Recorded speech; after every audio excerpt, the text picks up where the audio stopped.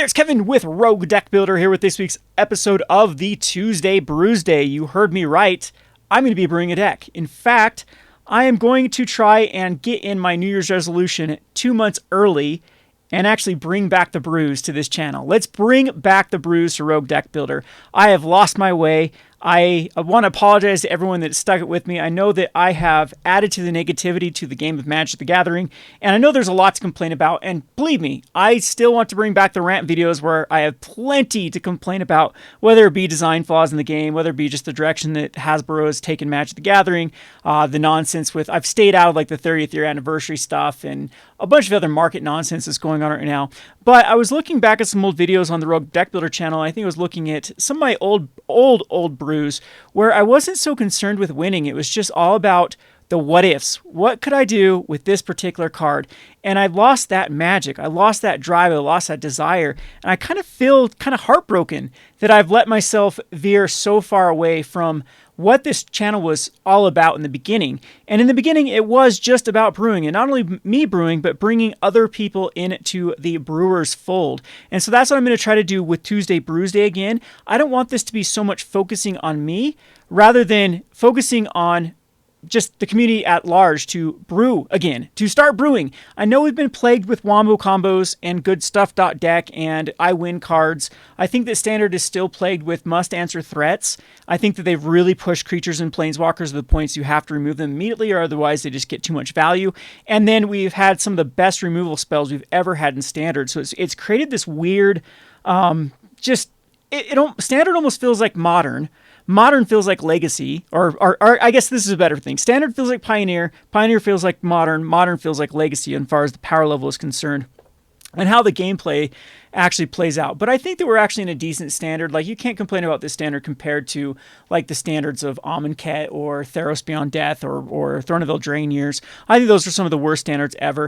And I think we are actually pretty spoiled with the limited formats that have been going on right now. I really like Dominaria. I really like New Capenna. Thought Innistrad was great. All of them were great limited formats. But there are a lot of cards that I still think haven't been able to see the light of day because of some of these cards that are just best in slots. And again, that would be a rant for another day. I'll showcase those type of cards. I'm talking about cards like Sheldred, for example, where they just create like a 4-drop that's so pushed in its slot, what it just does everything, and they then put the stats above everything else. So it's like, okay, well, I want to play this card, but why wouldn't I just play a Sheldred here? In fact, when I was brewing this deck, I'm like, dang, Sheldred actually would do very well in this deck. I have a lot of draw.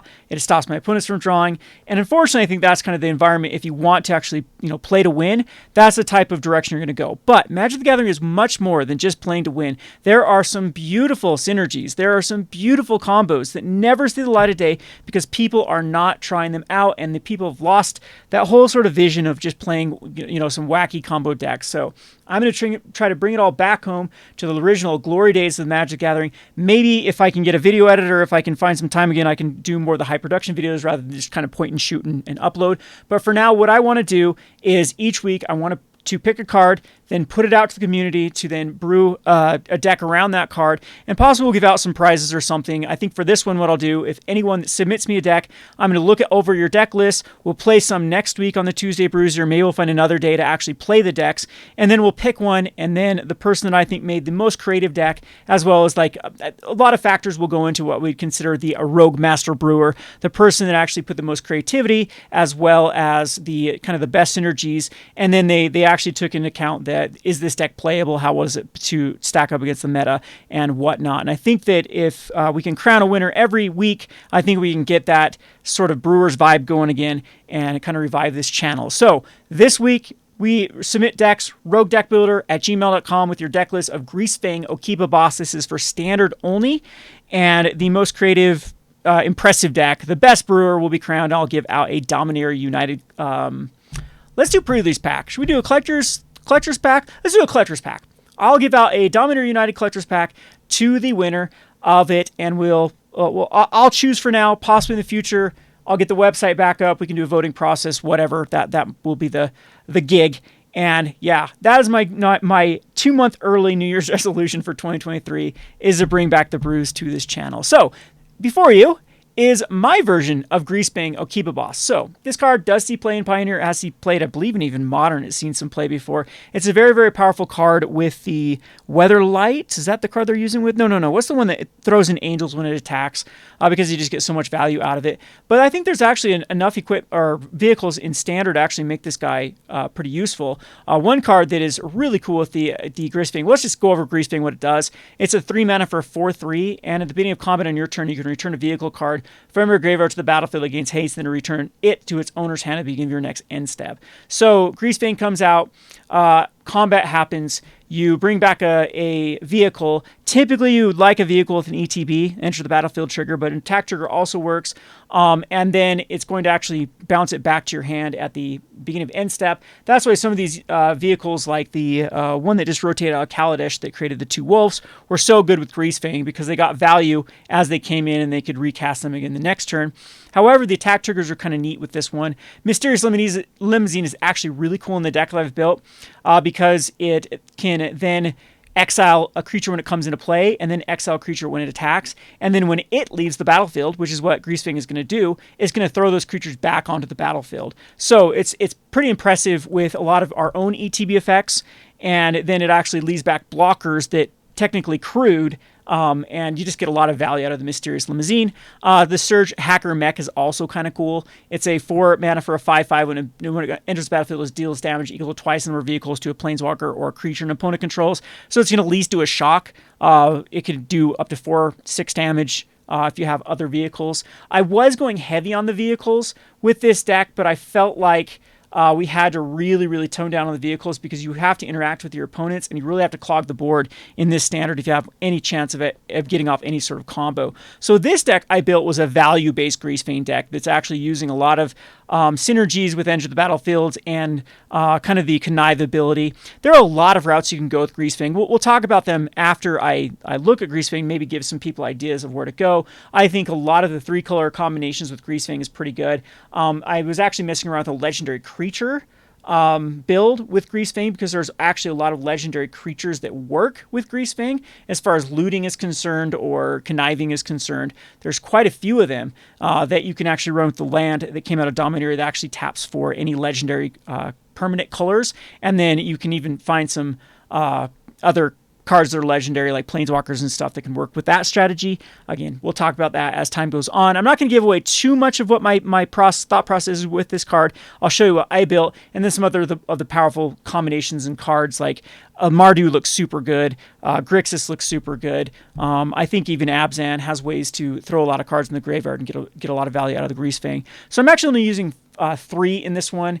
4 isn't bad for Greasefang. Typically, you do want to see it in your but we have so much ways to kind of loot for it and dig for it that I thought I'd go down to 3. There's been a lot of iterations with this card. I've kind of cut down to some one-ofs to see which ones work the best in this slot.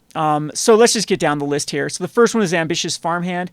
I had the I had the enchantment that when it comes out, you go get a Plains, and then you get a 2-drop back from your graveyard to the battlefield, and then it flips, and then it turns into a 3/4. But it was so weird, awkward. It was like fighting with everything else in the slot that I actually cut it and put back the Ambitious Farmhand as another sort of draw card. And it's got lifelink when you flip it. Aggro decks are everywhere right now in the format, so anything with lifelink has a lot of value.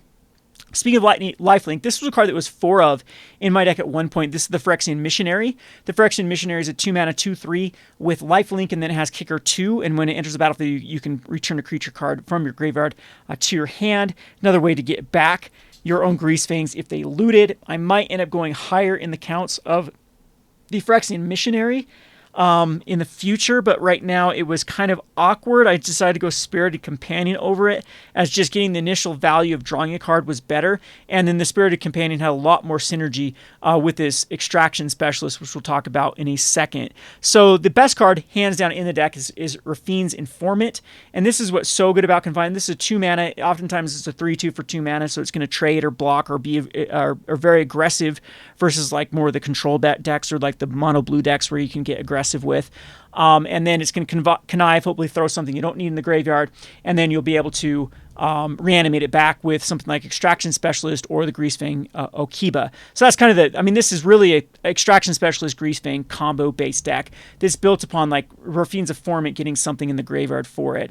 The other one is the Undead Butler. It also does this very similar ability, and then when it dies, it can actually go get back a Greasefang or like an Extraction Specialist that was milled into the graveyard. So Spirited Companion, Undead Butler, the Phyrexian Missionary, Raffine's Informant, they're going to give you a lot of value. For our control in this deck, we are just going to run the Rite of Oblivions and the Path to Perils. I found these to be kind of the best combo. If you need to go into more removal, we have a lot in the sideboard, but Rite of Oblivion just has the most value because we have a lot of cards that want to actually die, like the Undead Butler. The Spirit Companion is fine to die to be reanimated again. The Raffine's Informant, all those are great. So Rite of Oblivion is just a something that get milled. You can get value out of it. It does the job, exiles any permanent, exactly what you want. Regular's Bankbuster. This is another card that's had more than one. There was 4 of in this deck at one point, but it's just very awkward. You need to be doing something. You're not like going duress and removal and stuff where Reckoner Bankbuster is really well to start giving you value. So I'm not sure it actually even wants to be in this list, as it's a very awkward card. It's a very good grindy card, so you can easily think of it as something you can throw in the sideboard, but it doesn't have the greatest synergy with Greasefang. You're just attacking with the 4/4. You're not going to be able to get the value out of removing a charge counter, so a very, very awkward card with the Reckoner Bankbuster. But it is another thing that can be cast with another card coming down the list, with the Sarah Paragon. I had it in higher with the enchantment, the saga that came in that could throw back a 2 converted mana cost permanent back to the graveyard. But it again, this card is just very awkward, and I found out the hard way actually playing this card. Extraction Specialist is just such a boss in this deck. You get tons of value to this card, especially with Raffine's Informant and the Undead Butler. Imperial Recovery Unit. This is actually a pretty decent card. So Imperial Recovery Unit can get back anything with mana value 2 or less, a vehicle or a creature. So there's a Reckoner Bankbuster right there for you. But it's easy to crew with the Crew 2.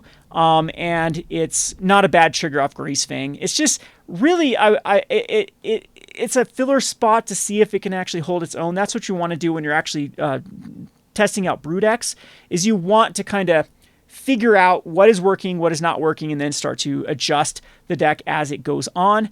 Then, of course, the Path to Peril. This is just, we don't care about our own board being wiped with the creatures of 2 or less. The Cleave's really good. We're a deck that actually recovers really well from a board wipe.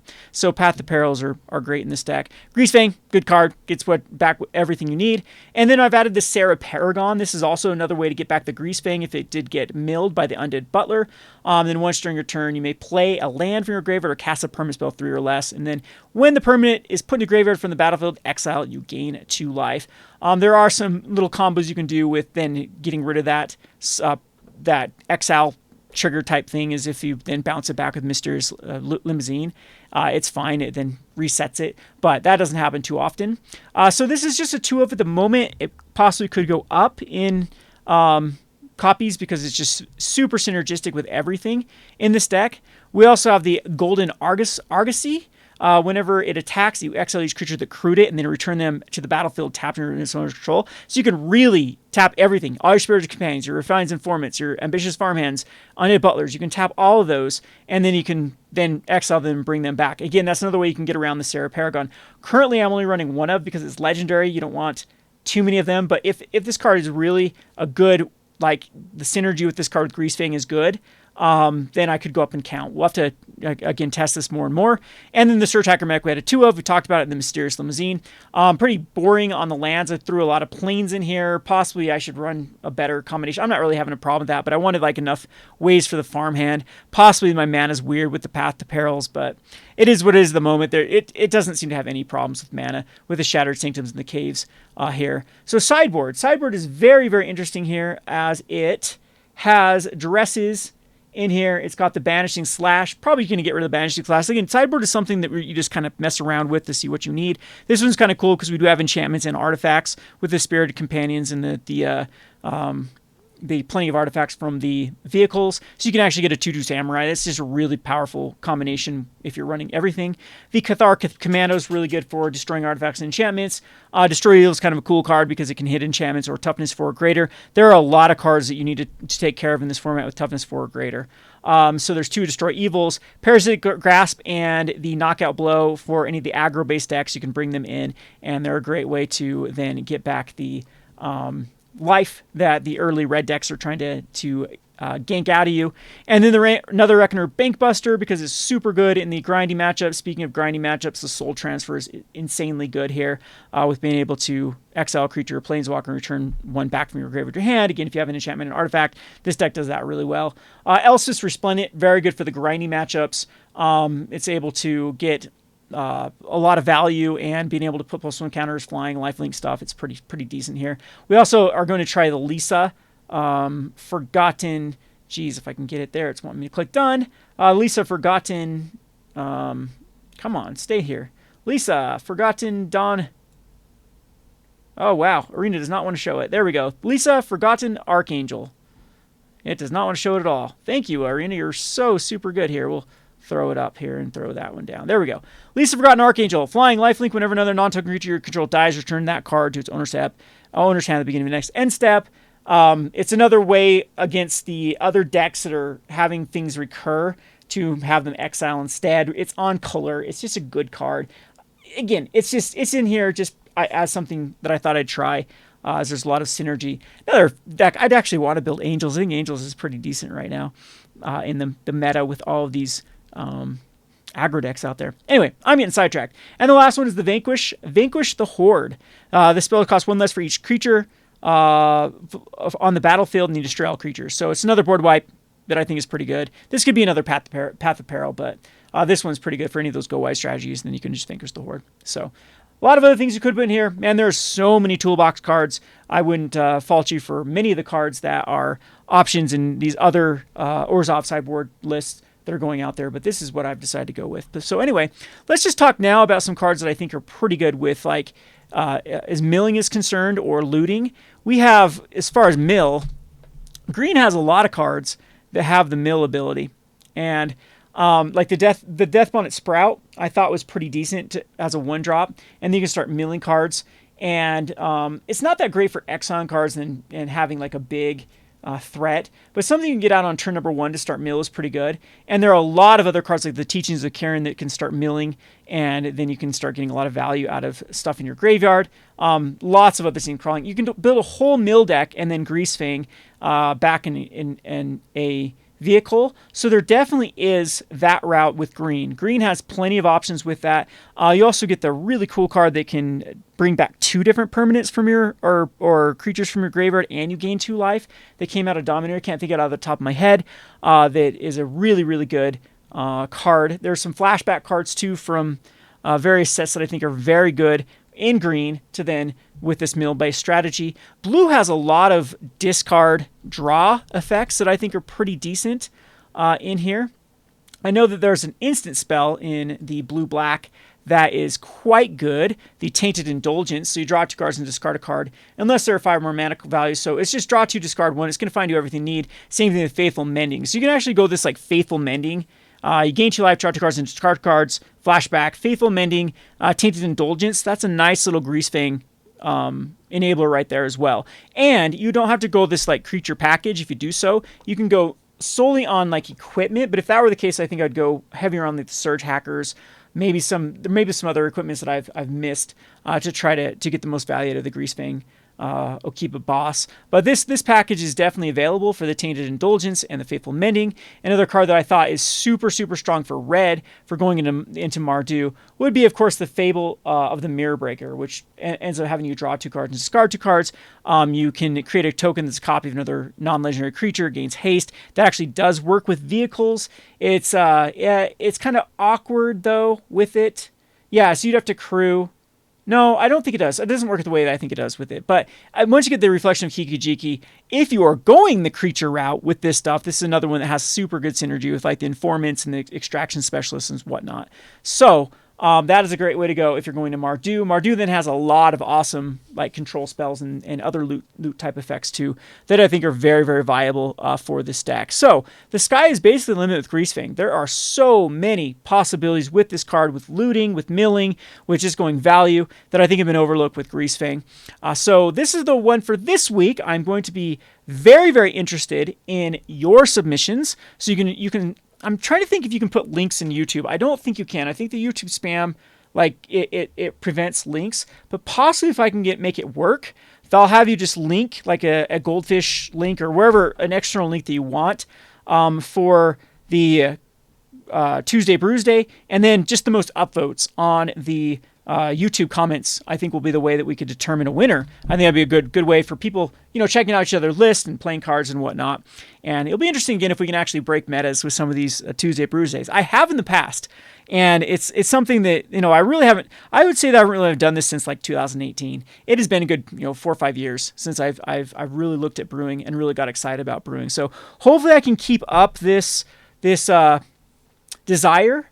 I know that I've let a lot of people down with this channel, and I keep saying I'm gonna revive. I'm really gonna do it. But this time, I sound like an addict. This time I'm gonna do it, guys. I'm coming back. I really am. I'm gonna make a comeback.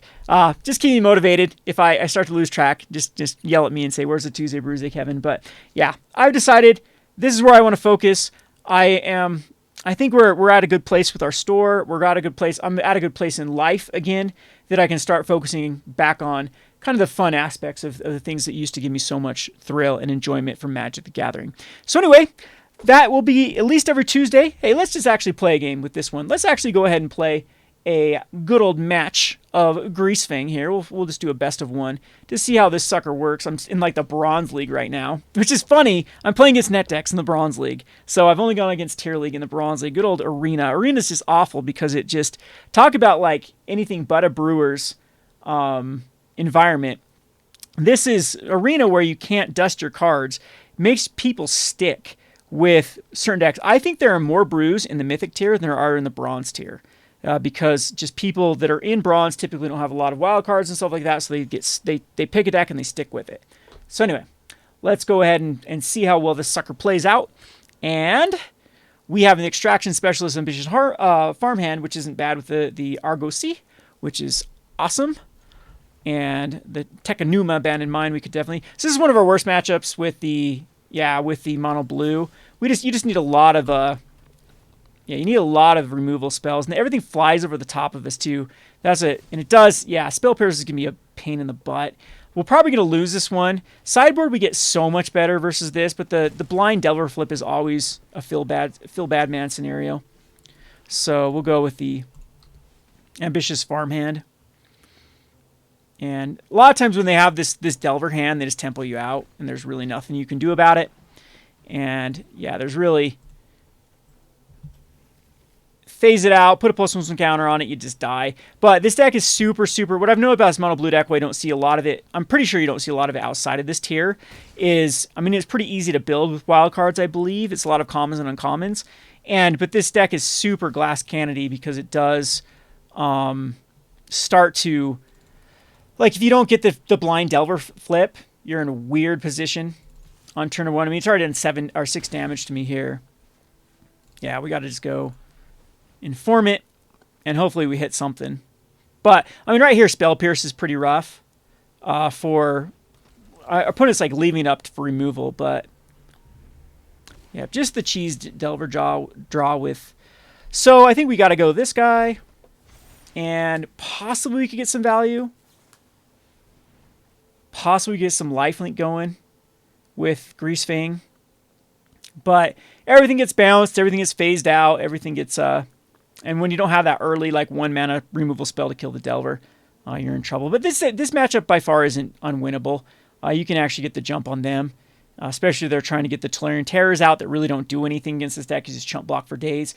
They have the haughty Jin, which is a problem too, but typically you can find enough removal. Hopefully you can find enough removal for it. The phasing out's like, again, it's annoying, but the deck is very inconsistent with how it draws out, how it plays out. It needs a good tempo to actually make it work. So I don't see us winning this, though. We'd have to find some good lifelink before this Delver beats us down. What our opponents discard? They discard an Impulse and a Fading Hope. So Path to Peril is actually good. We can actually... I think we can wait a turn, though, for Path to Peril. So I'm just go here, and we're going to go Okiba, which is probably going to get bounced. Our opponent threw away a Fading Hope, so I'm assuming they have another one.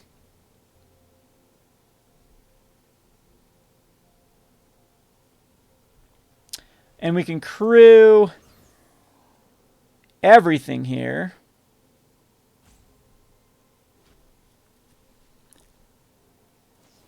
All right, so there's the Fading Hope. Knew that was going to happen.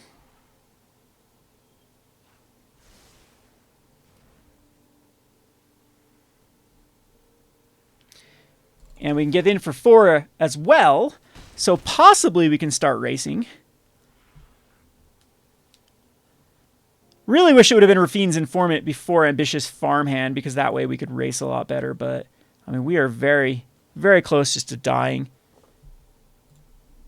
You got to think the Phase Out card is there for the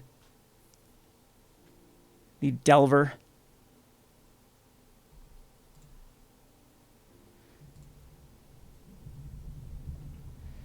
Possibly need a Hardcast Extraction Specialist, too.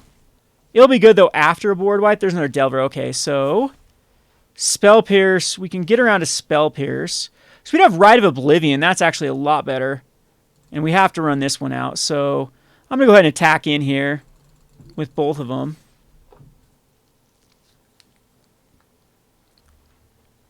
See what our opponent does. And we're going to go Rite of Oblivion on this Delver. By sacking, I think just the Ambitious Farmhand here is better.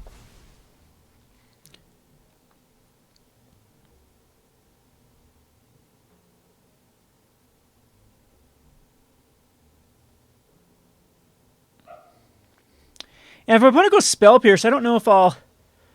Yeah, it just phases it out. Okay. It's just going to go phase out. This allows us with Extraction Specialist. I could actually kill the other Delver too, but we'll do this because this should actually gain us some life. And when we attack, see if our opponent blind flips this Delver. We just die. No, we don't, because it's down to 7. Okay. So another creature here. So Path to Peril actually could get us there. It all depends on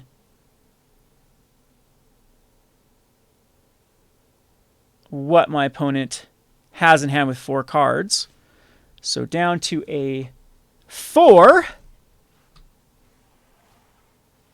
And Tolarian Terror with a Spell Pierce. Okay, so what would be the better route? We could go for just a path. So we have the Spell Pierce, so the Spell Pierce doesn't get around. Ooh, that Tolarian Terror is very, very awkward with the ward. Rite of Oblivion kills, gives us exactly 6. We just die here. I mean, there's a couple options we could go. We definitely don't want to go the Greasefang. We don't have 3 to... So we just have to go Rite of Oblivion here.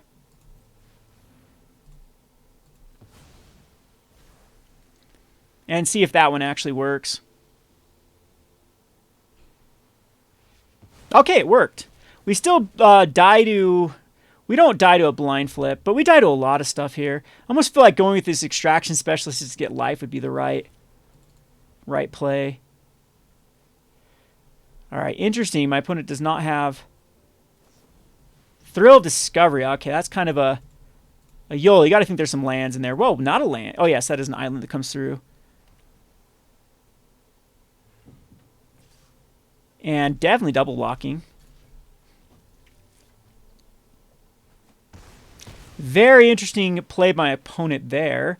Gets another Tolarian Terror. And Spell Pierce is still very obnoxious. But we can go Greasefang and...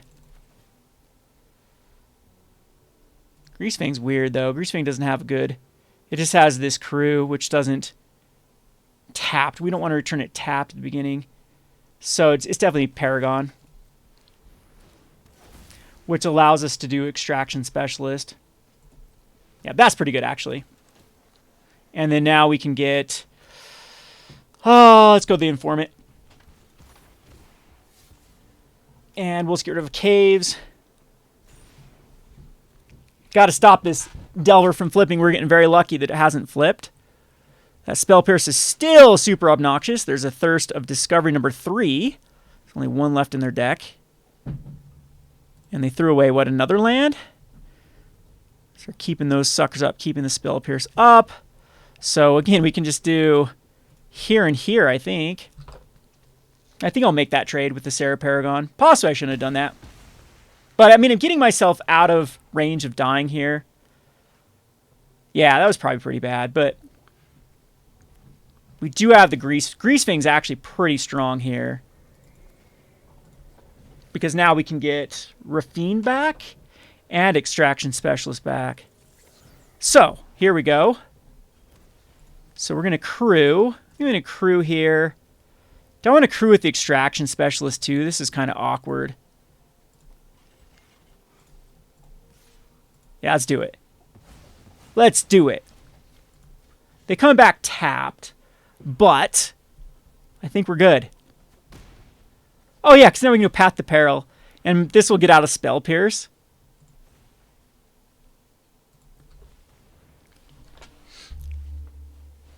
I have two to pay for it too. This will get out of... Oh, I have 2. Yep, I have 2.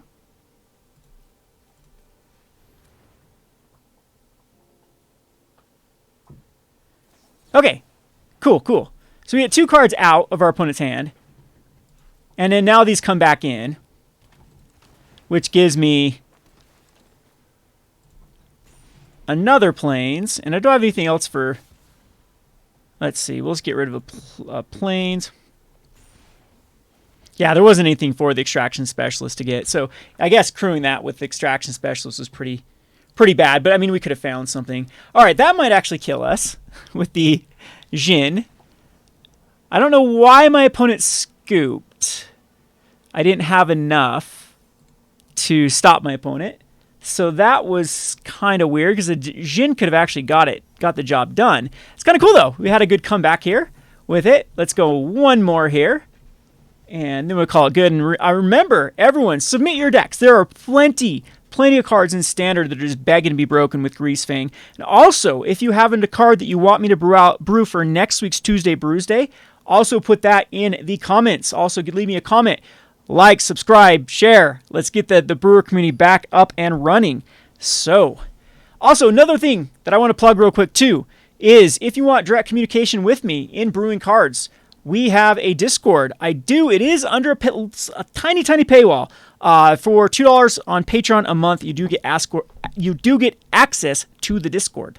But there are a ton of benefits beyond just the Discord, with super good deals and auctions and good pricing on Magic the Gathering cards. I give 85% on TCG market or mid price for anyone who is a patron, regardless of their tier.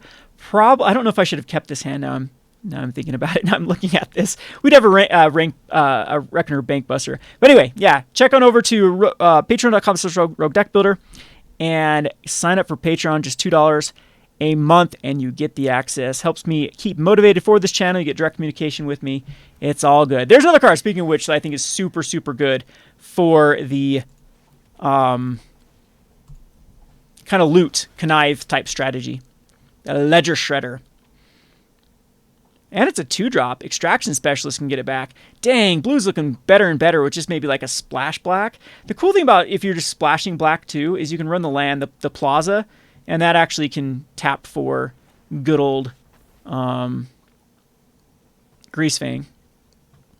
Yeah, these flyers are just going to wreck me.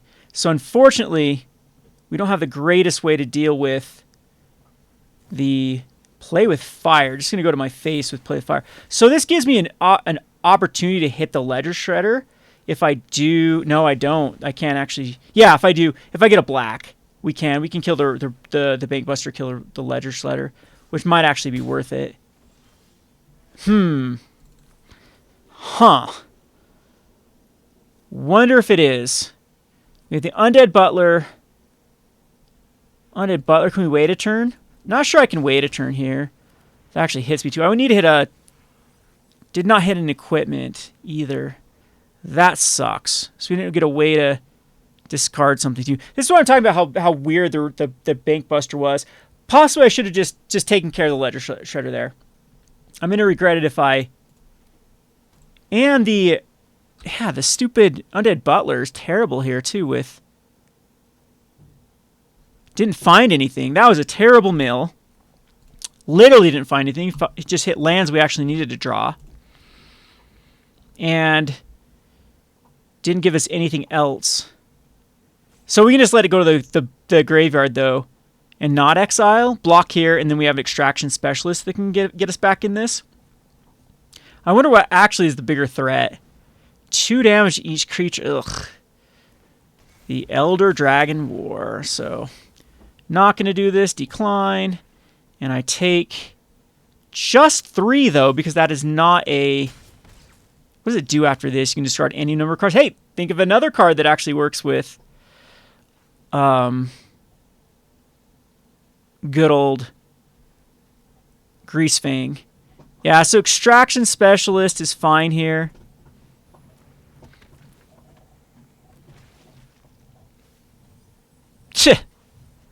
Well then, I think I'd just rather play that. And we can crew the Bank Busters, the good news, if our opponent does try to kill the Extraction Specialist. So we're not in the worst shape.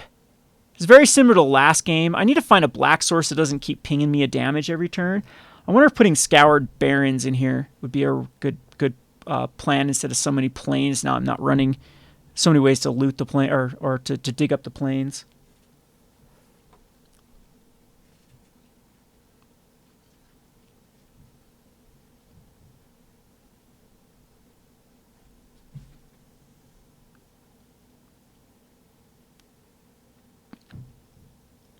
But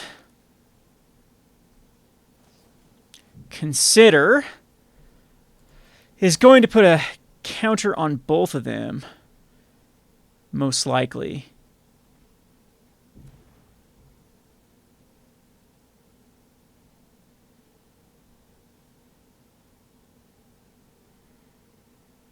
And 4 or 5 gets really weird with the...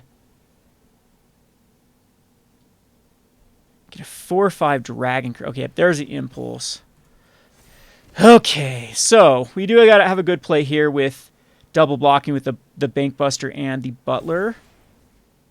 This 4/4 dragons would be a nightmare to deal with though too. We can Rite of Oblivion it. So see if my opponent... Okay, so this was a mistake by my opponent unless they do have a play with fire. Oh, yeah. Yeah, maybe I shouldn't block here. I think I do need to block. That was a bad... Yeah, I just need to dish off. I need to block as much damage as possible. So we do have Rite of Oblivion. That's fine. Well, first let's attack. To get it back some damage. Rite of Oblivion. We don't have double Rite of Oblivion, that's correct. That sucks. Because we don't have the double black. So I might just die to not having the double black, so...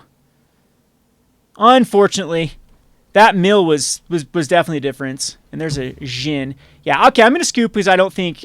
Well, I could have actually drawn a Peril and got out of this, but that was just some weird... We'll play one more. That was definitely some weird milling with the undead or the zombie.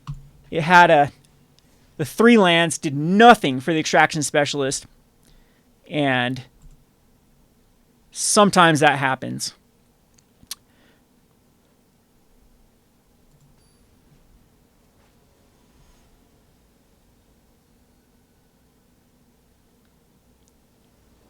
Okay, so this one is pretty bad. I think we have to mulligan it. We have no 2-drops. We have no way to... I mean, it was okay. This is terrible as well. And this is another reason I can't stand Arena, where it tries to give you these type of hands. So the Extraction Specialist is probably the weak link here. I'm actually think the Path to Peril is the weak link. We'll go the Sanctum into the Abandoned Mire.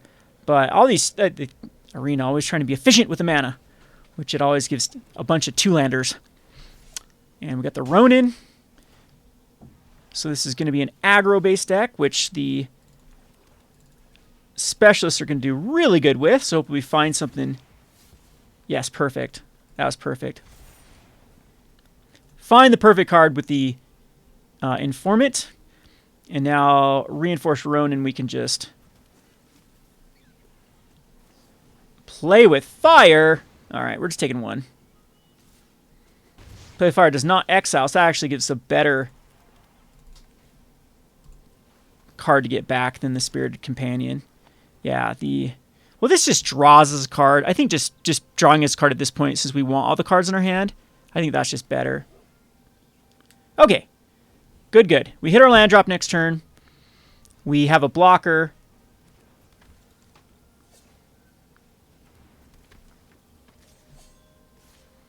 And we will make the block. Not sure if that's the best thing to do here, but now we can block with the Spirited Companion, so that is fine. And Extracted Specialist does have something to gain here. And, I mean, the Mysterious Limousine is going to get really good value.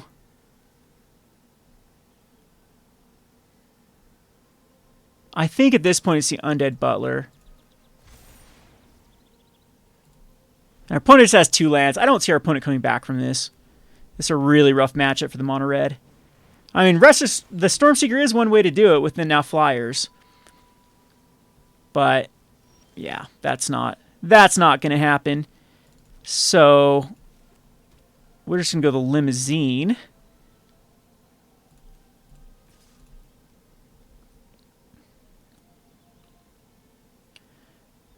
And see if our opponent wants to just block. I doubt it. Doubt my opponent would want to trade.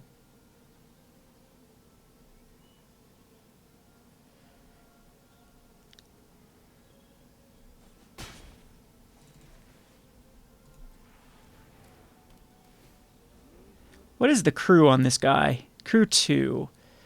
So we can get rid of the Reckless. Yeah, let's just get rid of the Reckless Stormseeker. Does give it back if the Limousine ever does get hit.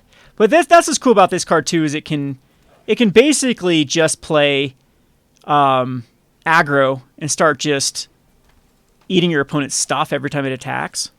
I don't know what this play is all about because we just crew. That's another cool thing with Extraction Specialists. So then we block, a block, squee, and as a companion, yeah, companion can block here too. And that gets bounced back to our opponent's hand. If Phyrexian Missionary, they can get back Extraction Specialist. We can crew the Limousine. I mean, there's really lots of stuff we can do here.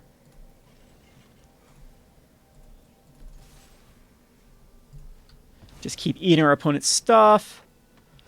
And, oh, it can only have one thing. Never mind, that was pretty bad. Maybe I should read cards. And the good thing, though, is we can now, we can just Rite of Oblivion this guy with the Informant. And our opponent just scoops it up. Having fun with this deck. We'll do one more with this and call it good. And we've seen kind of a variety of decks. And hopefully my ugly mug, I just realized I kept my ugly mug up here. Let's go ahead and turn this thing off so you can actually see more of the game. Hopefully stuff's not in the way with this. That better? I'll have to remember to put my little Brewsday live. I need to swap it over to the other side over here so it doesn't get in the way.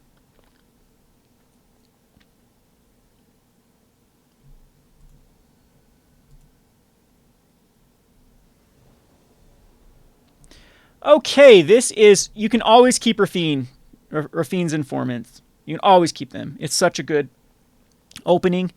The Shattered Sanctums will be good too because we can go tap land, plains, Rafines, throw away. Hopefully we can get a good old Greasefang in the mix.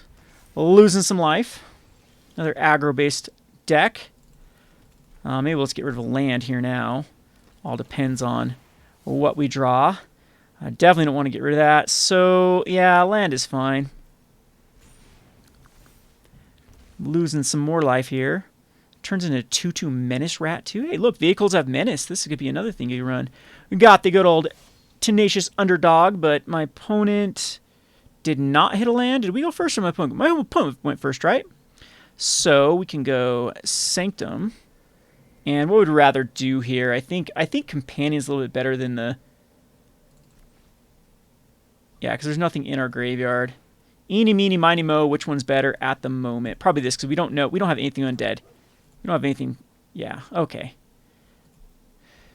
Okay, let's see here.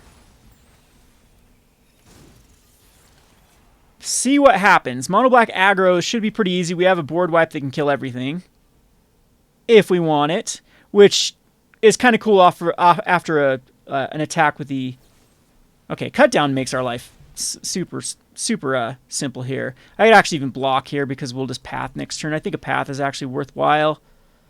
A path to peril. Yeah, let's save some life here. Well, my opponent puts out another 2-drop. Perfect. Perfect. All right, that does not die. But, I mean, this is an obvious play here. Is just the path to peril. And that just wipes the board, and we're super far ahead now. I mean, both these can come back. See, my opponent decides to land drop Blitz. Super annoying card. Tenacious Underdog is another card that could easily be justified to be put in this deck. As probably the one of. That'd be a good card. So I think we're just going to go some Butlers. We're going to Butler it up.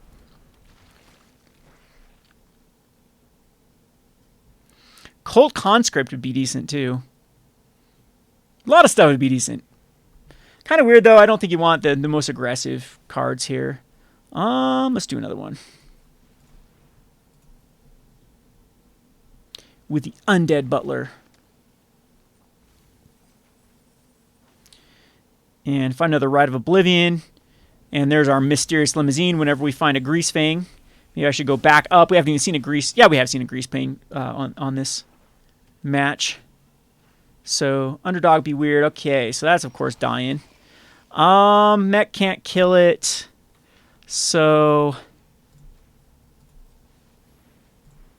Just do you.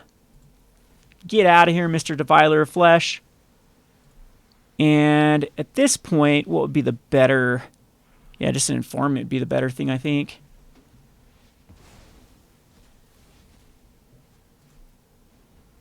And not attack in with anything. The mech can actually hit the... Yeah, we can save some damage here. Save some damage, get another one. Another Informant. I think I'll get the Companion this time.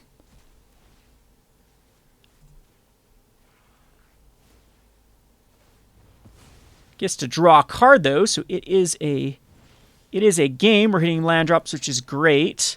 So kill and draw a card. I think that's probably the better play. So we'll kill. And Informant, I think, is our Spirit Companion is probably slightly better to draw a card. So I'll take a Tenacious Underdog hit this time. If my opponent decides to go. So just Tainted Adversary with a kick, huh? That's fine. 2/2/2s, they do have Decayed, so it's not that big of a deal. We can just take the hit. We actually Rite of Oblivion here, too. What's the crew on this? A crew 4? So crew 4 is actually awkward. I think Undead Butler and kill the Tainted Adversary is not bad. There we go. Get Mr. Greasefang. So we can wait till it dies. Rite of Oblivion kill. That'd be fine. The Argos would be... Well, we can go... This is probably better. So we can do this. Get rid of this. Yeah, definitely. Because it gives us a vehicle. Go Spirit Companion. And now we're in great shape. And that way the undead butler now is just going to block, get back the Greasefang. Our opponent does have the werewolf that can exile stuff, which is absolutely in this list, so we do have to worry about that. You have all sleeper, it's fine.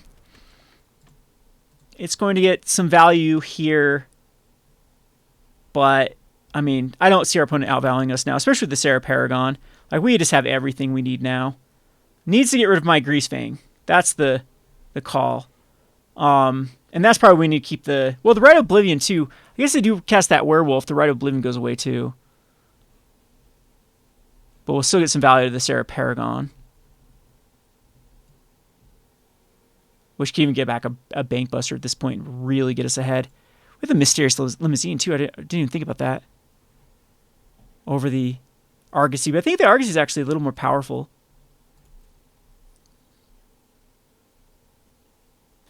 Okay, so... Oh, we just draw into a Greasefang. Okay. So we don't have to cast the Rite of Oblivion. We actually just go Greasefang. We can play the Sarah Paragon after the fact. Return the battlefield. Okay, so I don't know. Let's try the. This has Death Touch. That's obnoxious. So Mysterious Limousine can get some value for sure back. Yeah, let's do it. Let's do the Limousine. And what do we want here? What would be the better card to grab? Let's just go a Companion. Oh yeah, we get a Companion back when it crews too. So now we can crew. Let's actually crew with a Informant, because we want to, when it attacks, to then do the Informant.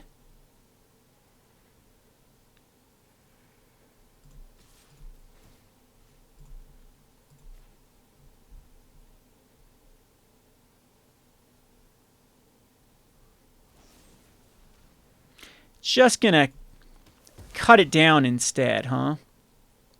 That's fine. See if the Tainted Adversary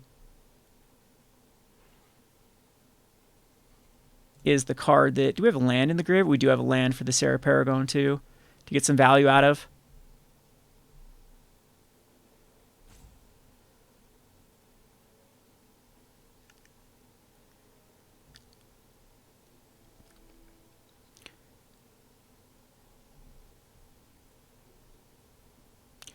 Can't block. Could turn it into a 3/3.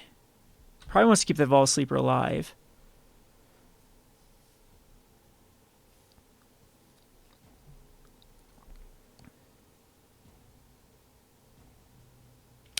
Or is just going to time me out. That is also the play that could happen.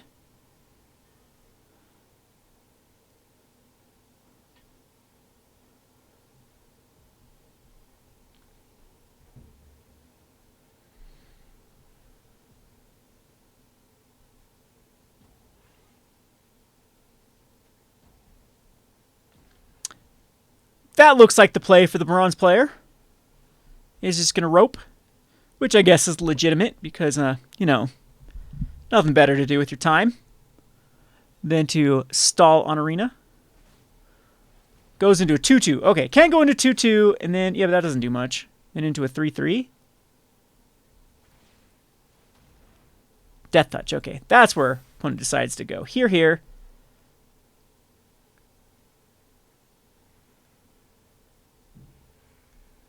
Or not. Just going to take the damage. Fine by me.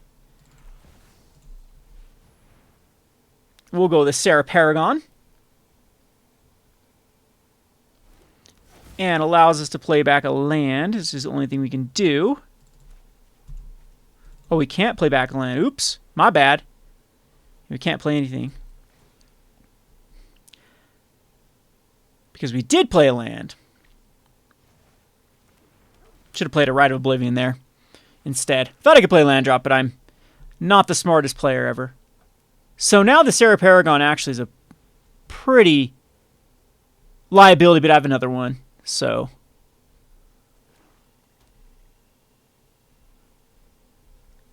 looks like it's getting targeted. If that's the case, we will crew in response. Just crew, and then we have a 5/5.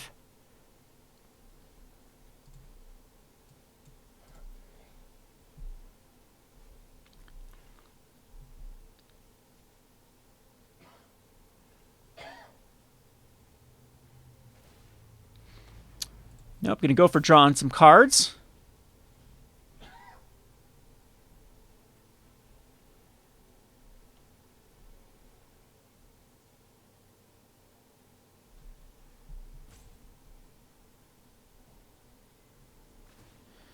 All right, that's some desperation. Trying to think what my opponent would be looking for just one man. Another Evolved Sleeper is not going to do it. And that's all she wrote there. So what would we like to actually cast from the graveyard? Probably just like an Informant from the graveyard.